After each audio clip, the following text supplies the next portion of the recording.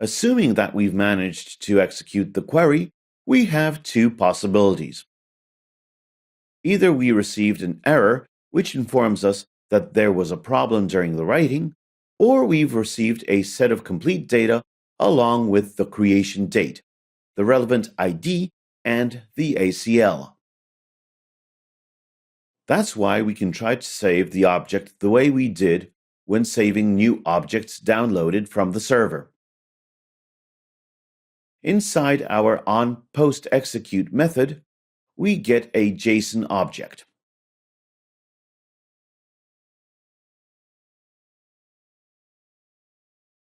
If it turns out that it's a null, we have to handle it in a certain special way.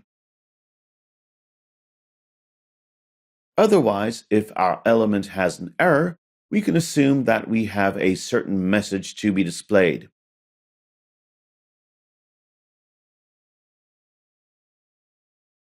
We'll use a toast.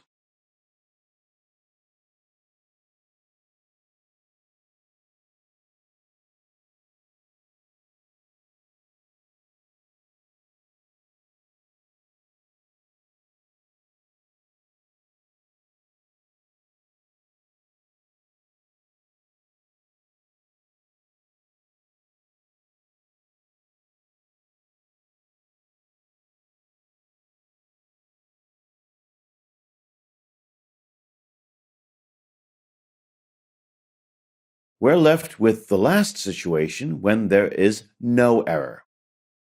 We've received an object which we can write to the database. In such a case, the best solution is to parse the object and receive a fully fledged to-do object which we can write to the database. We'll use the fromJSON object method, passing a JSON object to it.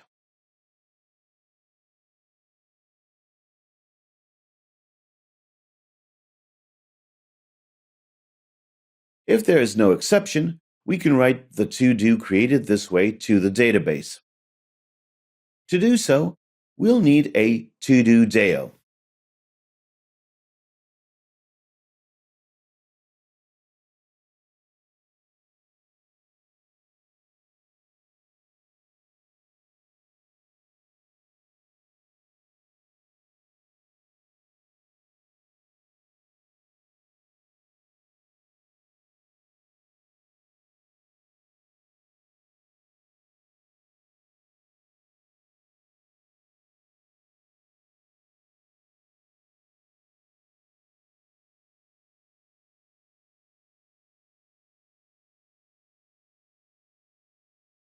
Now, after writing to the server and receiving it again, the newly created object will be written to the database. Thanks to this, we can inform the activity below that the data changed. To do so, we'll use the setResult method we already know, as well as the finish method.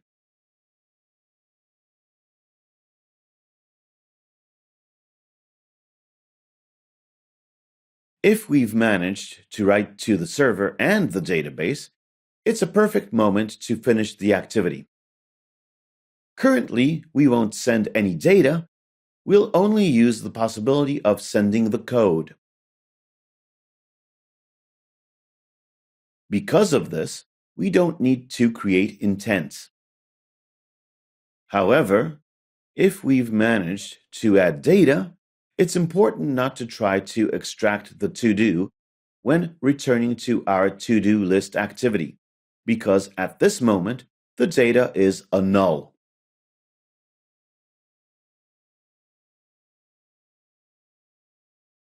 Alternatively, we can call the refreshCursor method here, which refreshes our database to which we've just inserted a new object.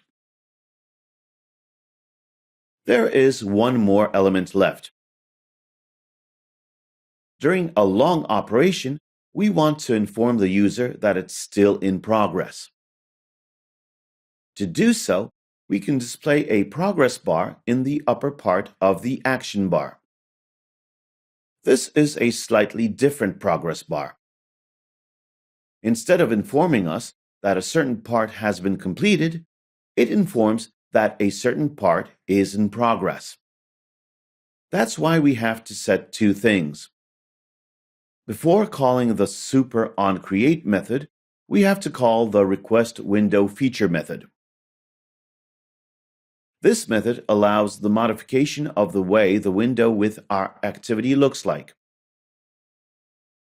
In our case, we want to use window feature progress.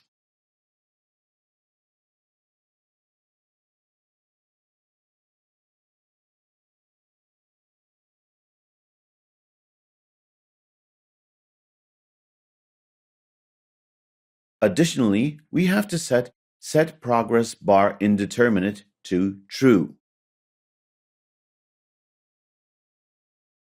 It causes the received progress bar not to inform about a certain value. Now, we just need to start and close the progress in certain places.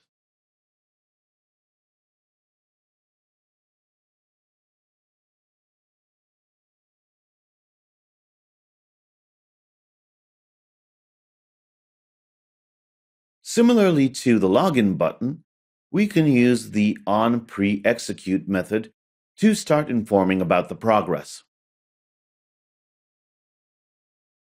After finishing, regardless of the result, we hide the progress bar inside onPost-execute.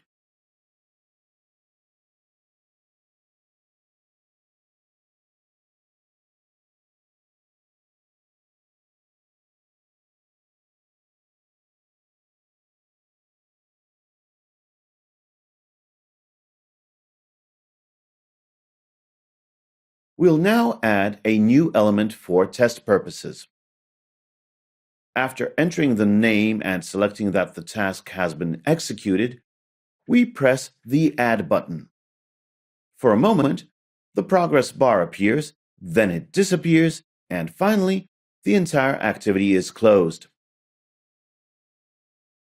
The new element appears right away because we inform the activity about changing the data. Now, we have a set of features for creating and displaying elements, as well as refreshing the list. We can also log in and log out. We just need to complete the application with the option of synchronization in the background without the need to have an activity running. We'll deal with that in the next module, where we'll get to know about services and notifications.